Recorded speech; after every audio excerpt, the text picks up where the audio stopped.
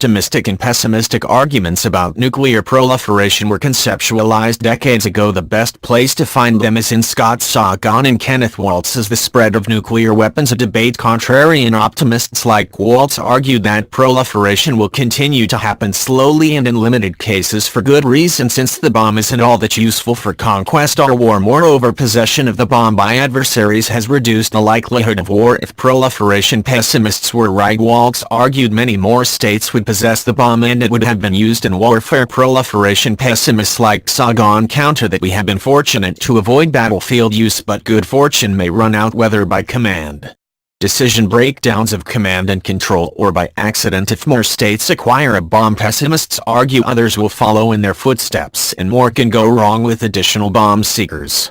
Moreover, the bomb has induced caution. While conventional warfare between nuclear-armed states has so far been avoided, border clashes haven't, and unconventional warfare has been fostered under the bomb's shadow, as is most evident by Pakistan's behavior. The Waltz-Sagan debate didn't anticipate the demise of US bipartisanship and leadership on non-proliferation diplomacy, nor the militarization of Republican non-proliferation strategies as defined by a heavy reliance on sanctions, opposition to less than idealized negotiated outcomes, threats to use force, and the use of force. Consequently, while nuclear non-proliferation remains a shared objective for Republicans and Democrats, deep fissures have opened with respect to the means to achieve desired ends. There are also serious divisions about how much this effort is required for the proper upkeep of the non-proliferation treaty regime. What do these trends suggest for proliferation? Optimism or pessimism? To be sure, domestic divisions aren't new. They date back to the rejection of the Comprehensive Test Ban Treaty's ratification in 1999 by Senate Republicans, if not before.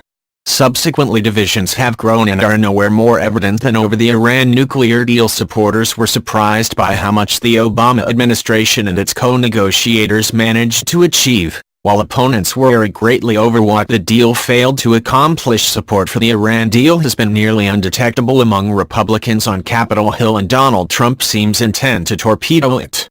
Uncertainties about the future of proliferation now hinge on the Iranian and North Korean cases. Long gone are the halcyon years in the 1990s when nuclear-capable states gave up their ambitions to become nuclear-armed, and nuclear-armed states voluntarily gave up their home-built or inherited stockpiles. There were diverse factors behind these extraordinary accomplishments. There was also an important common thread: all were accomplished without strong armed tactics or the use of force. Instead, non-proliferation diplomacy was of paramount importance.